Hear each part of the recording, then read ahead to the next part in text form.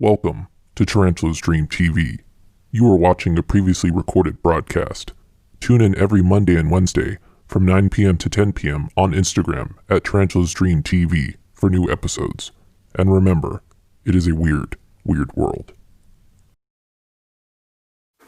It is intended for the entertainment and instruction of broad-minded adults only, and should not be played to or sold to minors under any circumstances whatsoever. Thank you.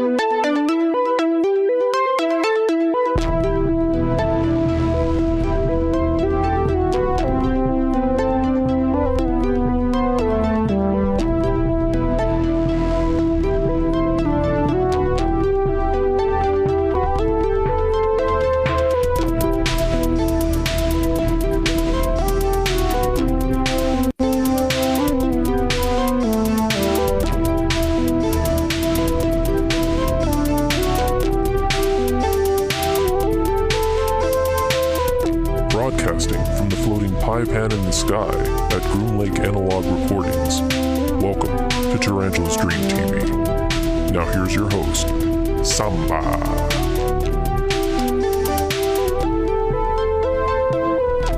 Hello everybody and welcome to another broadcast of Tarantulas Dream TV. I am your host.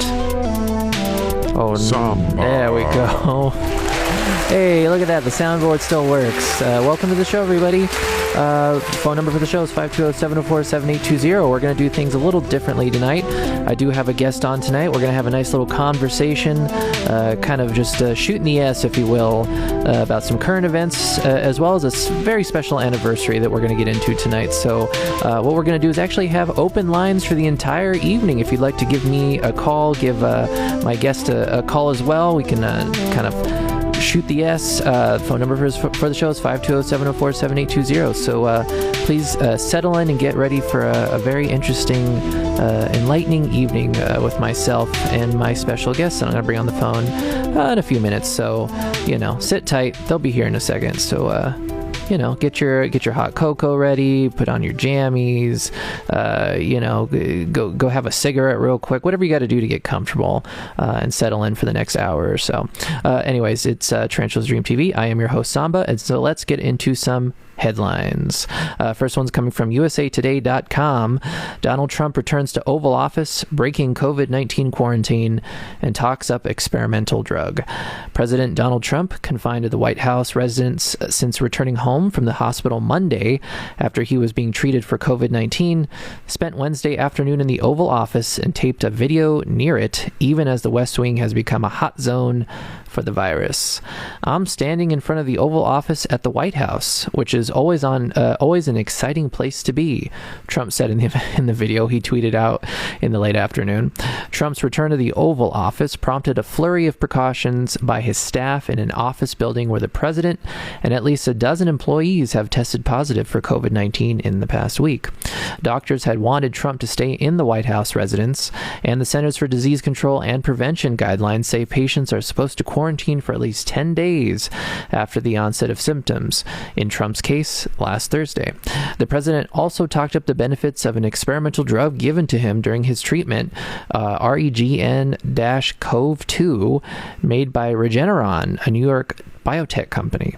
He said his illness may have been a blessing from God because it enabled him to discover the right drug for combating it.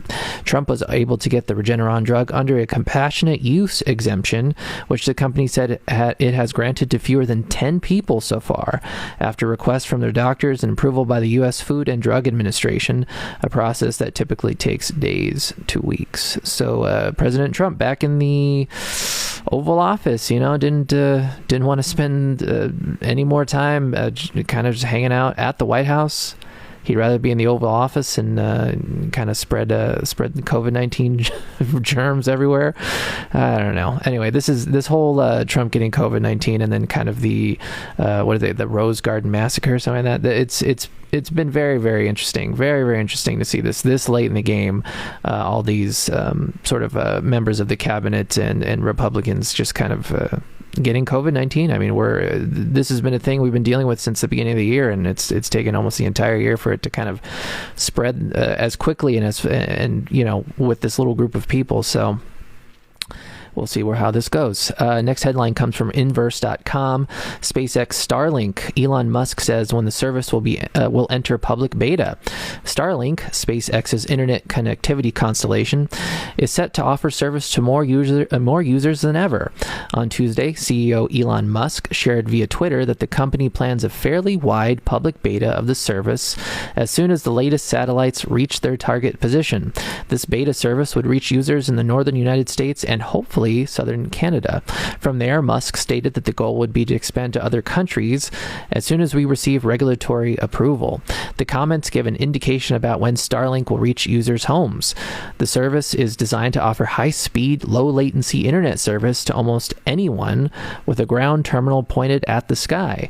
Starlink aims to offer better service than the competitors by orbiting satellites much lower at 550 kilometers and sending up many more, with one application asking to send up 42,000. So wow, that's pretty crazy. So we'll see where this kind of goes with this SpaceX Starlink internet kind of rollout. Maybe within the next, they said 3 to 4 months could be when these satellites reach their target position.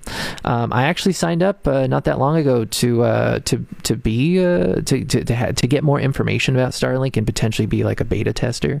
And from what I gather, if I was chosen, this area of town was chosen, they would send me what they call it, like a receiver, which apparently looks sort of like a UFO on a stick. And it would be what Starlink would beam down this internet service to. So I'm kind of excited. I'd like to see where this goes. Maybe cheap internet for all. Who knows? At this point, I mean, better internet service for a cheaper price sounds good to me. And the last headline comes from TucsonSentinel.com. Judge orders Arizona to extend voter registration to October 23rd. Voters in Arizona will have almost another 3 weeks for sign up to cast ballots after a federal judge ordered the state to push back a registration deadline that was set for Monday at midnight, citing the difficulties created by the COVID-19 pandemic. Instead, voters will have until 5 p.m. on October 23rd to sign up to cast ballots in this November 3rd election. The first wave of Arizona's early ballots will be mailed out this Wednesday to voters who have already requested them. U.S. District Judge Stephen P. Logan found in favor of Mi Familia Vota and the Arizona Coalition for Change, two activist groups that have worked to register new voters, in ruling that the coronavirus outbreak has caused a severe burden to signing up people to the voting rolls. Citing the loss of possibly tens of thousands of voter registrations, Logan ordered state officials to keep voter registration open for another 3 weeks. So anyone on the air, if you haven't registered to vote this late in the game, you still have a chance. You have until October 23rd. So please take advantage of this rare extension to sign up and register to vote. I mean, better late than never, I guess, at this point. I'm excited to get my ballot in the mail. I believe they sent them out today. Is today the 7th? So I believe they sent out the early voting ballots already. So I'm excited to get mine in the mail. But if you haven't signed up yet, you have until October 23rd. So please do so. Take advantage of this extension because they don't happen all that often. Anyway, so let's get into the meat of the night. So on Monday, I talked about rando nodding, and I had a little video that I had put together with me and my in-studio producer Totataban. We went on a little rando knot adventure. So if you want to check that out, I'm going to have that episode uploaded to the Instagram and YouTube this week. But tonight we're gonna pivot a little bit. I didn't necessarily want to keep talking about randonauting. I think the concept is interesting, but the actual meat, the fun of randonauting is when you actually get out and do it. And unfortunately, didn't really have a lot of time to do a second randonaut adventure. So I don't really have much else to say about randonauting other than it's worth trying yourself. Download the Randonaut app. As you saw in the video, if you saw it on Monday, I downloaded it to an old iPod Touch. I didn't want that on my actual phone. I don't need anything else trying to track me, so so I downloaded it on a different device. But definitely give it a shot. It's definitely a sort of a fun adventure, especially since we've all been kind of cooped up in our houses for a while. So it's nice to get out. Anyway, so tonight I wanted to have a nice little conversation with a special guest. This is a good friend of mine, and they are currently celebrating an anniversary that we'll get into. So I'd like to bring my guest onto the phone. Pizza Pie in the Sky, Parisa, are you there? I'm here, Samba. Thanks for having me. No problem. How are you doing this fine Wednesday evening? Oh, just trying to come out of this food coma, but doing good. Happy to be here. Just want to say I'm a big fan of TarantulasDreamTV. I've been following since day one. Dang. I believe I was the first caller, if I'm not mistaken. If memory serves, back all the way back in June, I believe that's the case, which is kind of interesting to think that you were the very first caller of the show, and in fact, the very first episode of the show was kind of what this show is going to be tonight. It's kind of just me talking, a lot of conversation, a lot of just going back and forth, just a nice conversation with people, with listeners over the air. So we're going to do it again tonight with Pizza Pie over here. So Parisa, I was teasing it a little bit during the intro. I teased it right before you got on the phone, but you are celebrating an anniversary of sorts today. That is true. Yeah, thank you so much for talking about it. It's so 5 years ago today, I hit the launch button on this website that I run. It's Trial and Error Collective. It's a music blog, but we also do like zines and podcasts and interviews, and it's gone some places, and here we are 5 years later. Can't believe it. Yeah. What the heck? Wow. I mean, congratulations on 5 years of just excellence and I would say, I'm not gonna say broadcasting, excellence in the written word and in I don't know, a multimedia corporation. I don't know. I mean, it's a collective, so it's not. Yeah, our big. Multi-conglomerate sort of operation we got going. Yeah, I mean, it may not seem like much of a corporation, but we haven't seen much like Donald Trump. We haven't seen much in the way of tax returns or anything, so we don't really know where all the money's going towards in the Trial and Error Collective. That is true. Yeah. I don't have any receipts to show you, but yeah, man, it's wild. It means a lot that you're talking about it. It's kind of one of those weird things, like having a website where you can just kind of hide online, and then you kind of just wonder, like, is anyone who's reading this? Who's Yeah. So it's cool. It's nice. I appreciate the kind words, and I was thinking today, I can't remember the last time I did 5 years of anything, so that's kind of cool. Yeah. Cool. So if you want to get into a little bit of the history of the Trial and Error Collective, I mean, I'm definitely curious. Like, what made you want to start a collective of sorts of people kind of writing about? I mean, did you want to start the Trial and Error Collective because of a love of music? Was it originally just sort of like a music website or a music zine, or I mean, what was the genesis of the Trial and Error Collective? Totally. So, when I was in college, I used to do camp student radio. Mm-hmm. So that's U of A's student-run radio station, and those are like the best years. Cue nostalgic music, best years of my life. Oh yes. Probably the only reason I really wanted to stay in college, and I ended up staying an extra year, mostly just because I loved being in camp, and I was like a music director, like super involved, and it was just really fun and it felt like really cool to kind of really get, I've always been a music lover, but to like really kind of get into, the music scene and kind of be involved firsthand in that way. But then once I graduated, I was like, okay, well, now what? And I had such great friends that I made from there that I wanted to stay connected with. And mostly I really liked doing interviews, and I wanted to find a way to do that because I was still, I started DJing at KXCI, like subbing here and there, but it was nice to kind of also have that written platform, because I really liked doing interviews. So, so then a couple months after I graduated, I decided just kind of send out an email to all my camp alumni friends and say, hey, do you guys want to like do cool shit or, how do we keep this going? So, the original idea was for it to be a website and a zine because we started making a zine at camp too. So, so that was really fun. Now I'm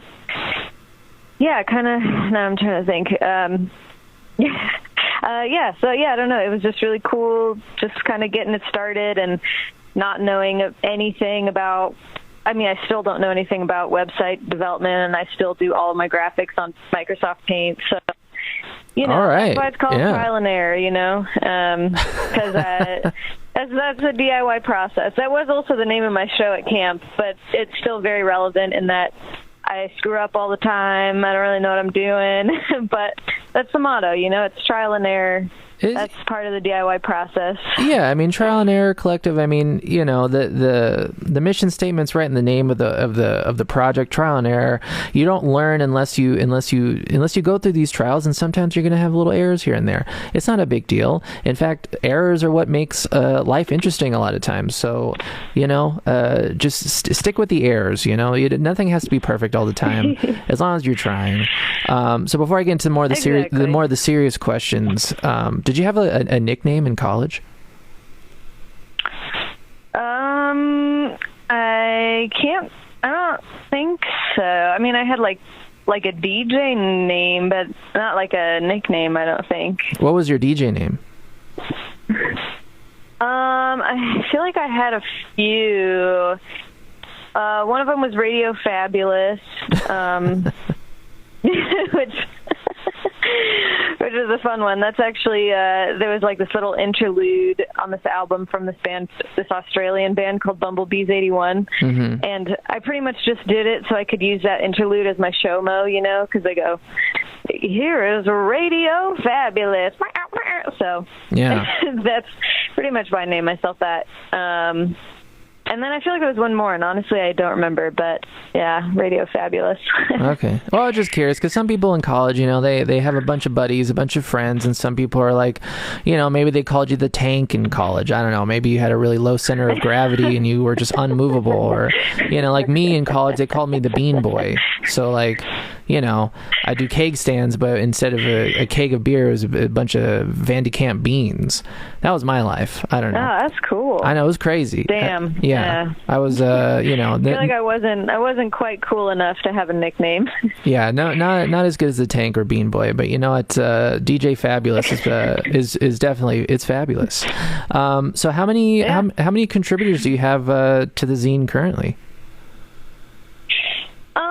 So it kind of always like ebbs and flows. I'd say like consistently over the past few years, there's been like a solid like 15 or so people. And then, with every issue, it's always also with the website too, everything's always like open to contributors. I'd say kind of 15 to 30 people, just kind of depending on, how often people want to drop in and write something, which is kind of nice. There's no like timelines or anything. So anyone can just kind of be like, hey, I feel inspired. Can I show you this thing? And yeah. Yeah, totally. I mean, that is one of the things I enjoy about the Trial and Error Collective is sort of the I don't want to call it non-committal, but the more the like the revolving door kind of policy of just like when you have something to contribute and you want to share an idea, an opinion, a music review, or something like that you can kind of just you can make your contribution. It's very nice. It's like low stress. It's not no one's feeling like they're sweating bullets over here trying to meet their deadlines or something, and you're not cracking the whip too much. So I very much enjoy that about the Trial and Error Collective.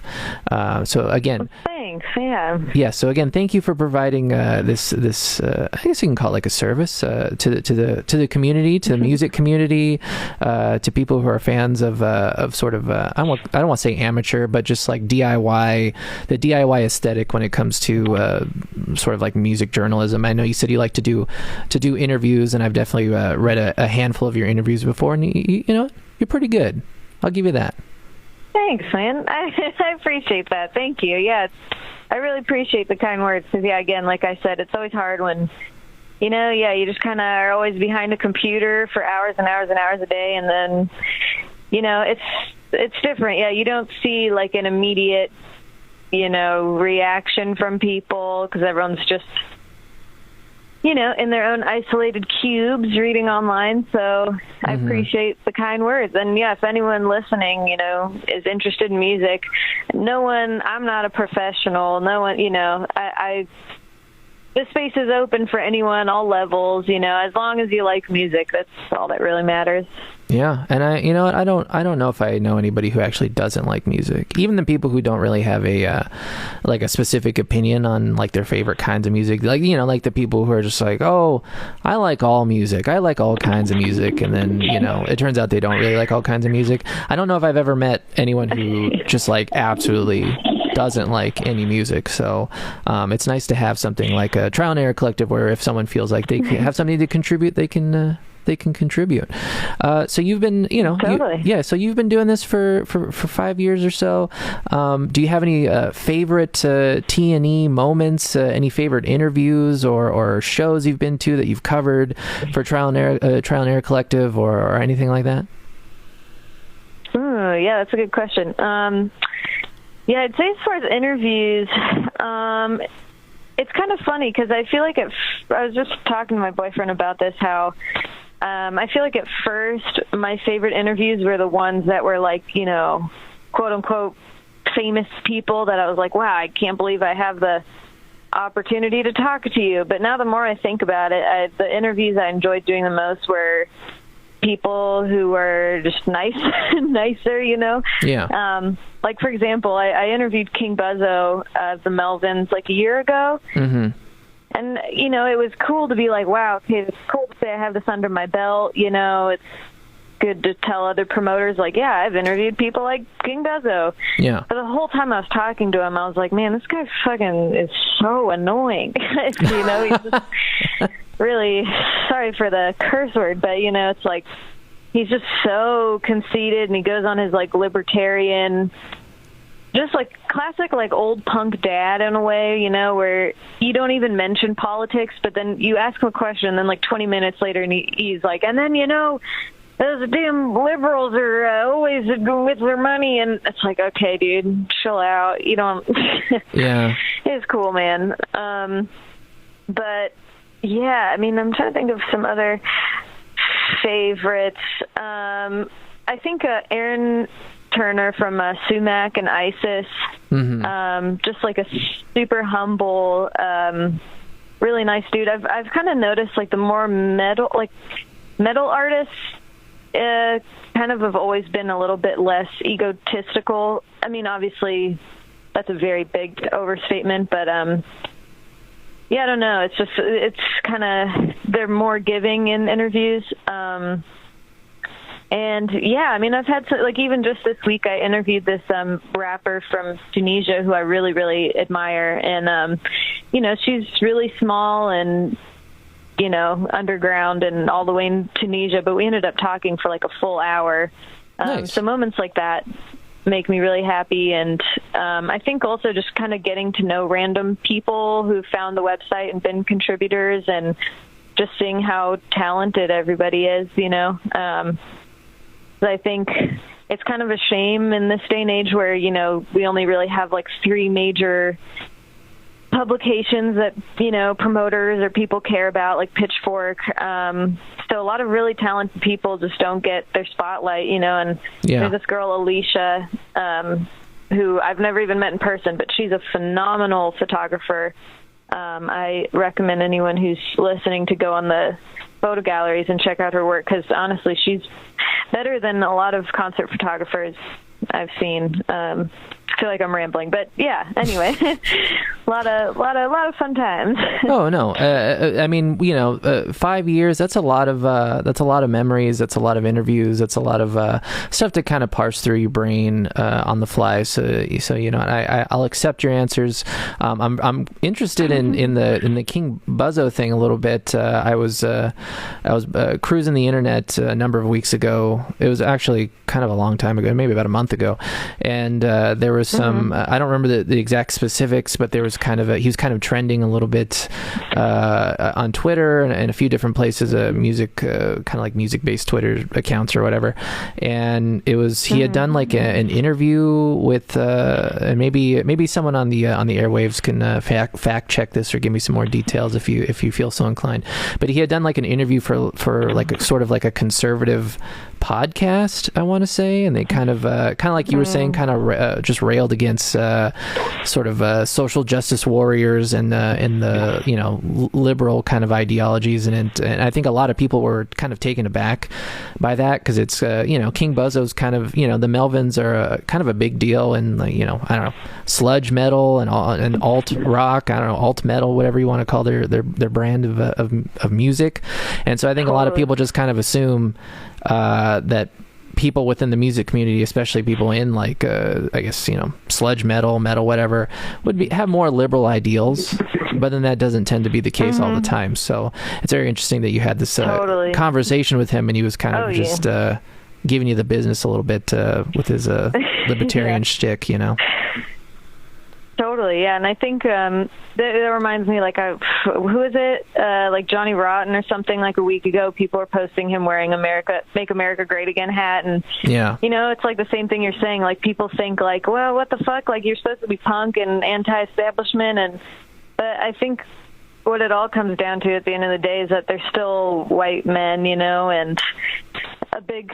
You know, I've been reflecting a lot in quarantine of like what I want to really do with this project, and I think not interviewing as many white men is a big one, you know, sure, for pretty much those reasons. Yeah. Oh yeah. Yeah. The best reason. Yeah. Let's you know, let's pivot away from just the famous white rockers, you know. So anyway, it is 9:28. It's bottom of the hour. Let's get to the song of the night. So Pizza Pie, Parisa, I'm going to put you on hold for a few minutes while we get to the song of the night, and I'll bring you back post 9:30. Rock and roll. All right. So there you go. That's Parisa from the Trial and Error Collective, celebrating their 5-year anniversaries. So congratulations to Trial and Error Collective. So let's get to the song of the night. The song of the night is by the band Artificial Joy, coming at you from Los Angeles, California. The song's All Hands No Pocket from the 2019 album Artificial Joy. Asks that you enjoy this demo. So it is 9:28. It is bottom of the hour. I will be back in a few minutes. So please enjoy some Artificial Joy. And after the song, it's open line. Well, it's open lines all night tonight, so feel free to give me a call and ask myself or Parisa a question. 520-704-7820.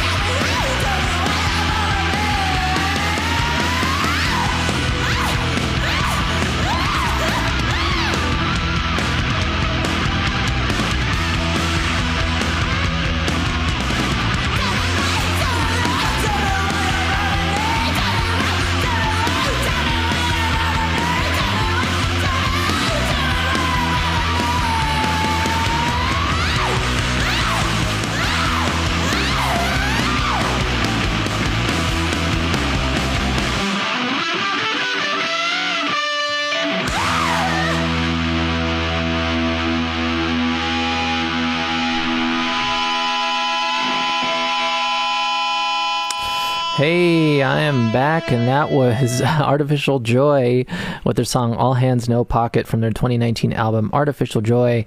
Asks that you enjoy this demo, and if you enjoyed the demo and you want to throw some artificial bones towards Artificial Joy, but please give them some real money, not artificial money.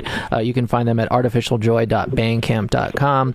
It is 9:32. It is still open lines. If you have a question for myself or Parisa from the Trial and Error Collective, give the show a call at 520-704-7820. Now, Parisa, you back on the phone? Can you hear me? Oh, I'm here. All right, there we go. We got Parisa back on the phone. We're going to continue this little conversation, but first I'm going to get to some of these comments over here because it looks like we've had quite a few come in since the beginning of the show. Jazzy Boho, hello there, Jazzy Boho. God said it's okay. Oh, yes. Jazzy Boho, I'm assuming you're referring to Donald Trump going back into the Oval Office and kind of calling it quits on his own little self-quarantine there at the White House. Eggs and Eyes, Elon Musk having any influence over satellites at all is very whack. So, Parisa, are you familiar with the Elon Musk internet project, the Starlink satellite internet project? No, I missed that. So Elon Musk is sending up thousands of these sort of smaller satellites into the lower Earth orbit, and he's going to essentially kind of provide the entire world with low-cost internet service, much faster than what terrestrial sort of just standard cable internet service tends to provide. And so he launched a bunch of satellites not that long ago, and it's going to go into a public beta very soon. But it looks like we have another call on the line. Let's check it out over here. Caller, you are on the air with Tarantula's Dream TV. Caller, you there? Let's see. Caller? Anybody? You. Hello, caller? Oh, it looks like they're calling back again. I think I was just a little slow at the draw. Let me get them again. Caller, you're on Tarantula's Dream TV.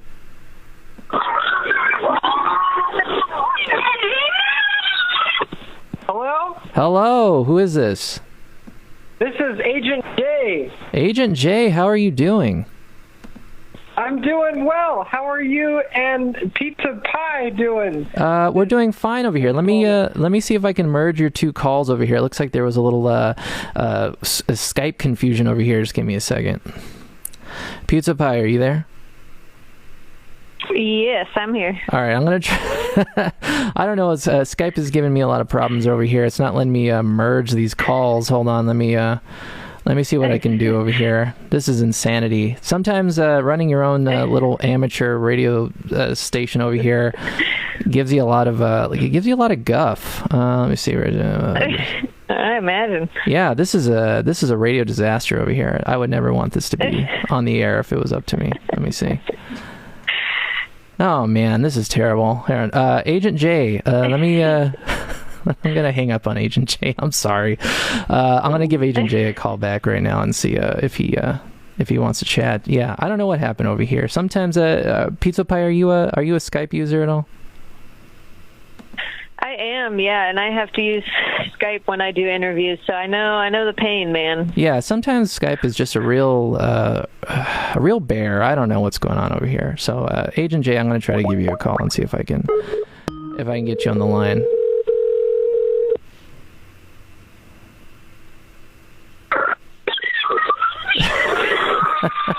Hello? Hello, Agent J. I'm so sorry. My future tech over here is just absolutely not working for me tonight. I'm trying to merge your call with Pizza Pie over here so you can have a conversation with the both of us. I'm not sure if this is going to work or not. It's so weird that you called me. I haven't had that happen to me before. Yeah, I don't really know how that works. Normally I'm waiting here with bated breath for Agent J to give me a ring, but tonight it seems to be the other way around. Now, who am I speaking to now? Hello, anyone there? Oh no, this is this is awful. Skype is honestly the worst right now. I don't know what's going on. Is anyone on the phone anymore? All right. What I'm going to do is I'm just going to call it quits over here with this Skype thing, and I'm just going to call Pizza Pie back. I'm sorry, Agent J and Pizza Pie, and I'm sorry, listeners on the air. Still working out the kinks sometimes. Sometimes the internet doesn't really want to do what you want to do. Pizza Pie, are you there? Agent J?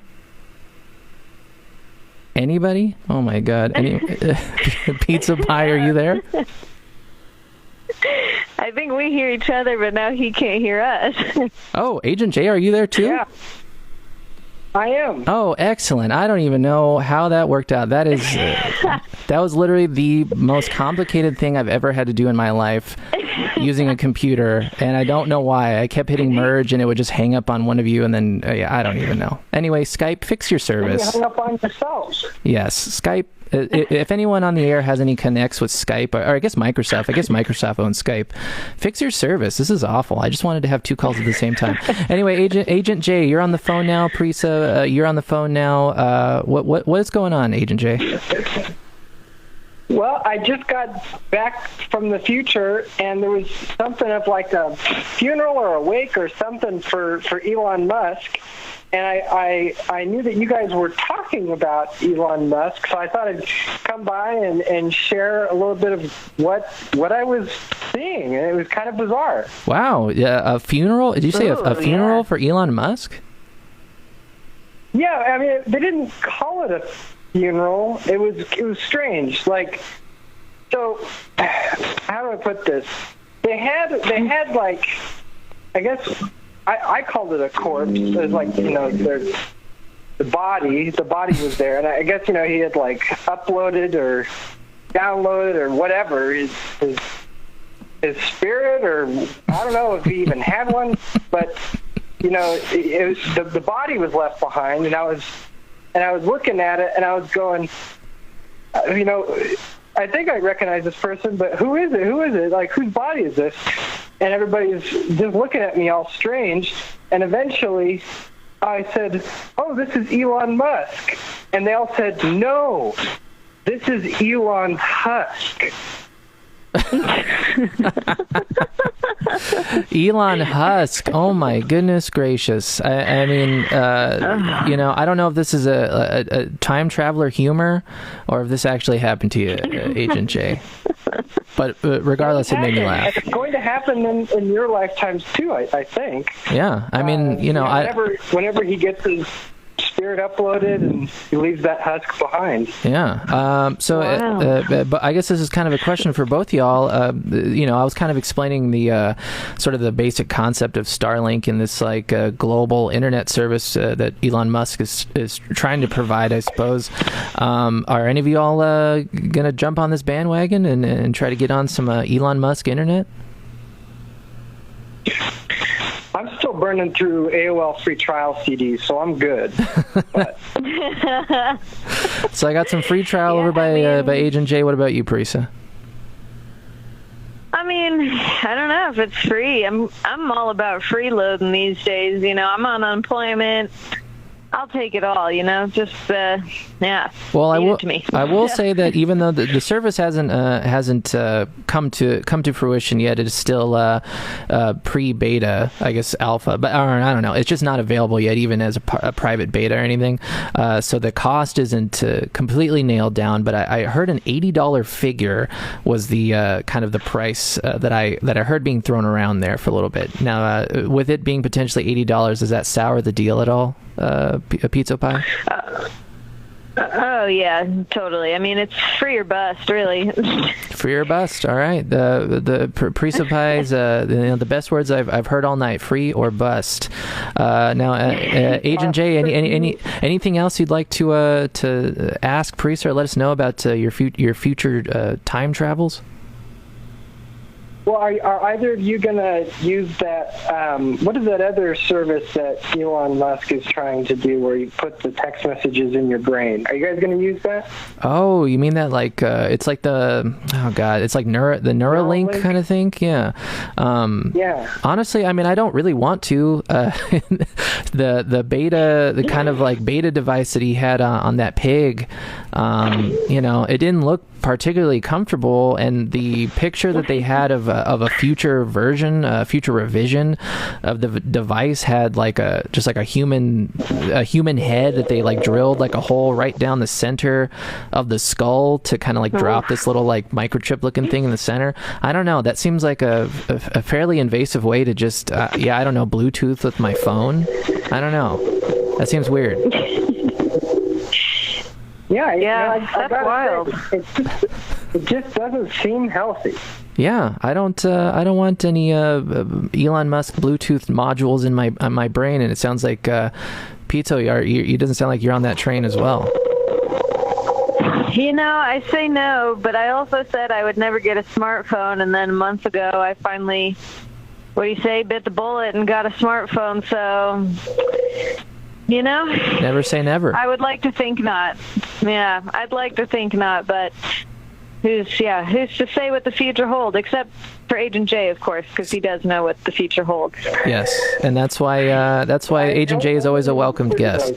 What's that, Agent J? I only know the future in certain paths. There's some I just can't go down.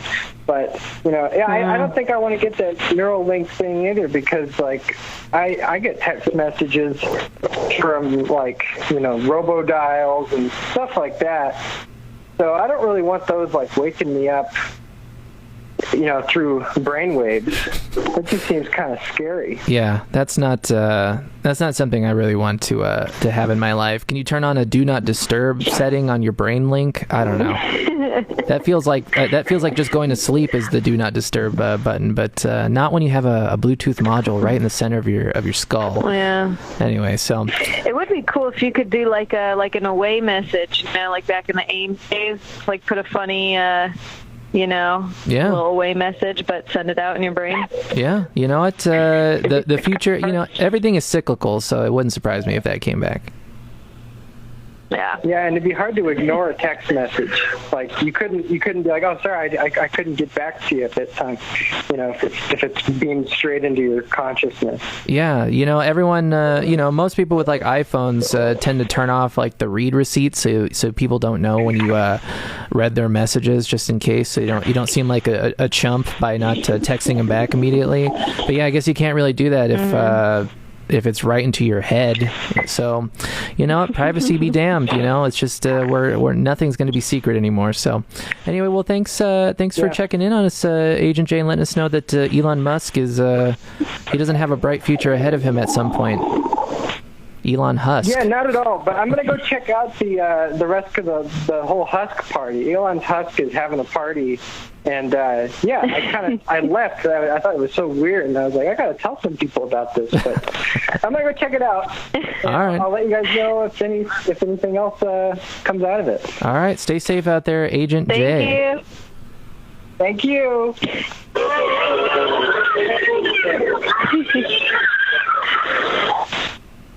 All right, I was waiting to see if it hung up once Agent J hung up, if I was going to lose the call with Pizza Pie. But it looks like you're still there, so we're still in the clear.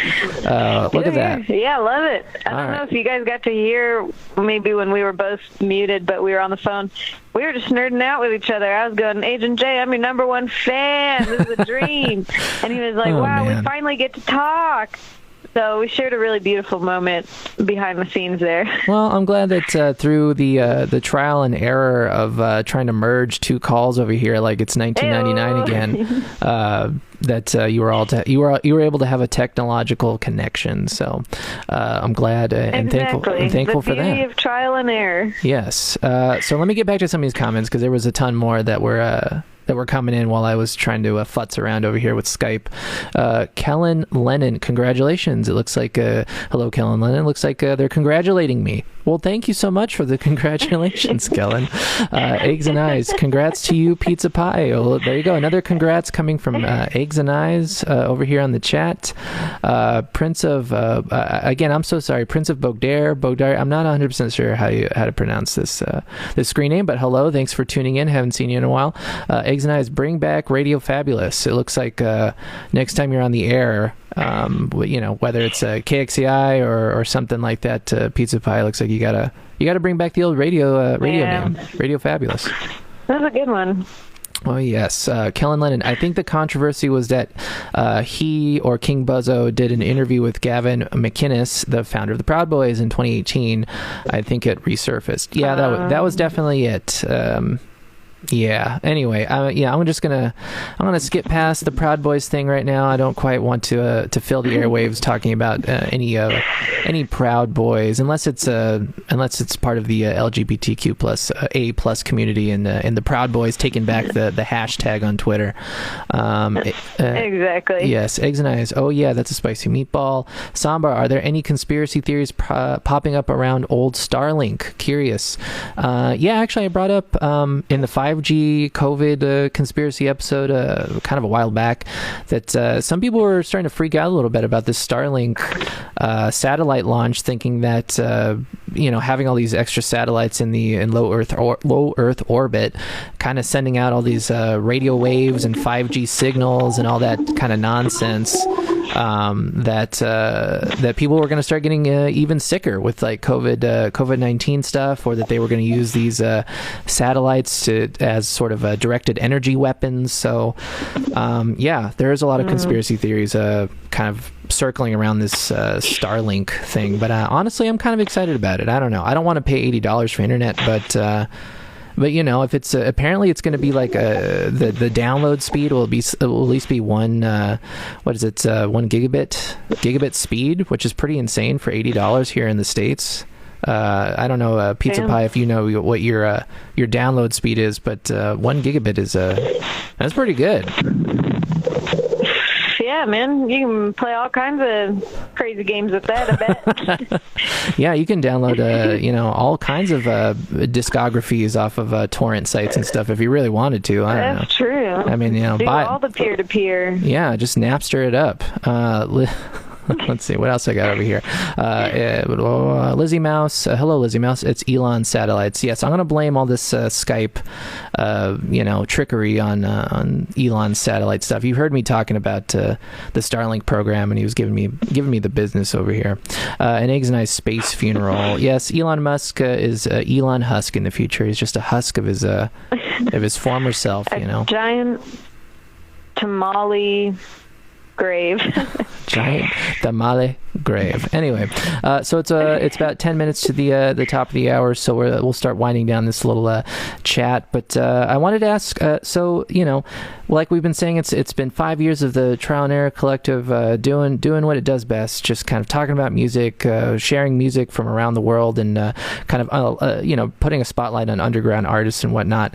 But this year has been very different for a lot of different reasons, and definitely within the music community, we haven't really been able to experience live music in a while, and it doesn't really seem like that's going to be happening really anytime soon, for a good reason, I suppose. I mean, yeah, having a large group of people kind of gathering to watch a band, as fun as it is probably not the best idea right now. So I kind of wanted to ask you, Parisa, where you see the future of Trial and Error Collective going now that we're going to be living hopefully sometime in the next year in a post-COVID world, and the landscape of music and performing is going to change, and I was just kind of curious where you saw all that going. Yeah, that's a great point. I mean, at first, of course, everyone who has any sort of artistic project at the start of this was kind of freaked out. And, I usually would base my interviews on, artists coming into town and, So it was tough at first, but I think honestly, having all this time to think about things and kind of realizing where I want the direction of this to go has been really great because, again, kind of like what I was saying with Buzzo and, wanting to redirect the kind of artist I spotlight.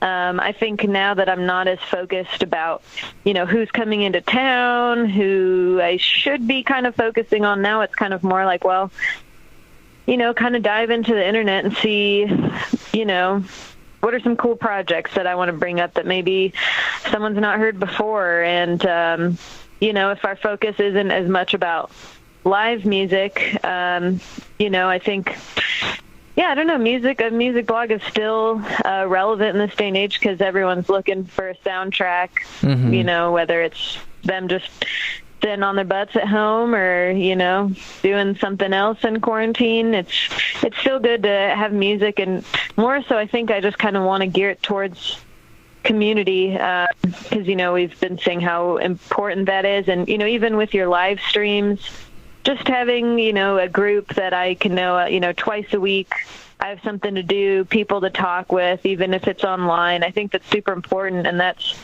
kind of also the direction I want to take with Trial and Error is just keep reaching out more to people and encouraging people. Again, there's no strict, I need this on my desk, but just encouraging people that, I know a lot of people with great music taste and, maybe they're afraid that they're not good writers. I'm not a good writer, but, we're still doing things that, that's, I think, a really special. And, so I guess for the future, there's that and, more immediate things. I mean, we have some new artwork going up on the website that I'm really excited about. We're going to be doing a big giveaway. There's a plug. How about that? What's probably next week? What's the giveaway? What's that about? Oh, well, I just wanted to do something to kind of commemorate our 5 years. Originally, I wanted to plan a show or something, but obviously that's not happening. So again, kind of adapting to the times. I've talked to a bunch of different businesses and gathering up a bunch of fun music-related goodies. So I guess everyone, if y'all want to follow me on the socials, what's up? You will be doing that giveaway soon. Well, there you go. That'll be exciting. That was a great segue into me asking asking you. So how can people find Trial and Error Collective online? I know you got a website and you are on the social media, but what do people search for to kind of get involved or just to see what you got going on? So the website is just trialanderrorcollective.com. And if people want to get involved, you can go under the About section. You'll see the contact form that just goes straight to my email. That's probably the best way you can get in touch. It's at Trial and Error Collective on Facebook and Instagram. Trial, the letter Y, Error for Twitter. And we're also going to start our next zine because I figured now that some places are kind of reopened, we'll have places to distribute the zines again. And our zines are always free, too, so it kind of helps get them out there. So if people want to, they got artwork, music, words, whatever they want to contribute, that's all open, too. So rocking and rolling. All right. Well, there you go, everybody. If you're interested in finding the Trial and Error Collective online, you've got so many different little branches on that tree to land on and get involved or just kind of peruse and enjoy the writings and the musings of Parisa and company. So definitely check out Trial and Error Collective online. So I got about 4 minutes left on the show. Parisa, one last question. Do you have any? This is a paranormal based program, so do you have any spooky things that have happened to you this year? Any UFO sightings? Any bumps in the night? Anything like that you want to share with the Tarantulas Dream TV audience? Oh yeah. Well, let's see. I've been thinking a lot about ghosts lately. As it is the season, and kind of tying that in. I feel like this is a whole story, perhaps for another time, but Yeah, I mean, I've definitely had my fair share of ghost stories and paranormal activity on that front. Mostly, though, that kind of when I was younger, in middle school, kind of was, possessed a little bit by a ghost. So that's a little, it's kind of a loaded sentence. Yeah, I know. We have a little over 3 minutes left in the program, and you're going to drop the bomb. Did you say in middle school you were possessed?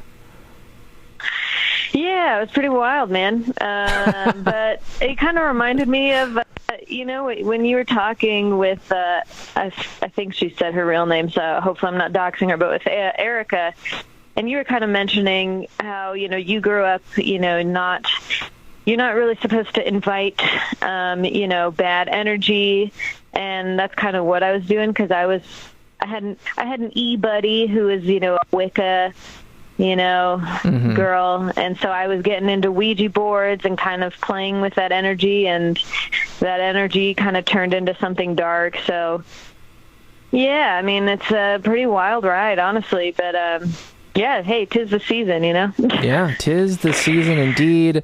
But with that, this interview is over. We have a few minutes left in the program, so unfortunately, we won't be able to get in too deep into that. But I actually would like to find the details of that. Maybe we can just talk privately, you and I, Parisa, on the text or something, and you can let me know the details with that, because that seems like a bombshell. What a bombshell in the last couple minutes of the program. So anyway, so goodbye. Also, by the way, I was haunted by a ghost. Bye bye. Yeah, I guess my last closing line for people is be careful when you're playing with Ouija boards and talking about ghosts, because that'll bite you in the butt, man. There you go. Everybody, please be careful using these tools of the occult that are marketed to people as just fun party games, or or just things to do on sleepovers. Don't mess around with that stuff, because it'll bite you right in your bum. But anyways, Parisa, thank you so much for being on the airwaves with me and kind of sharing the story of the Trial and Error Collective, and congratulations again on 5 years of excellence in music and DIY music journalism. Thank you so much. Thank you, Samba, and thank you for having this show. It's been one of my favorite things about quarantine. You and Totontavan are doing a great job, so thank you, and yeah, keep it up. Here's to your 5 years. All right, there we go. 5 years of Tarantulas Dream TV right now, celebrating our 5-year anniversary. Anyways, so stay safe out there, Pizza Pie, and we'll talk soon. Bye. Bye-bye. There you go. That was Pizza Pie in the Sky, Parisa from the Trial and Error Collective, just giving us a little update on their 5-year anniversary. Very happy to be able to have this conversation with a good friend. Anyways, that's the end of the show for tonight. I want to thank everyone for tuning into Tarantulas Dream TV. I will be back next Monday and Wednesday. We're going to be talking about sleep paralysis, so please tune in if you have any stories about sleep paralysis, or if you want to hear some spooky tales of demons on the chest, of not being able to move in the middle of the night. It's going to get spooky. Anyways, please wear a mask if you go outside, social distance if you can, and remember, it is a weird, weird world.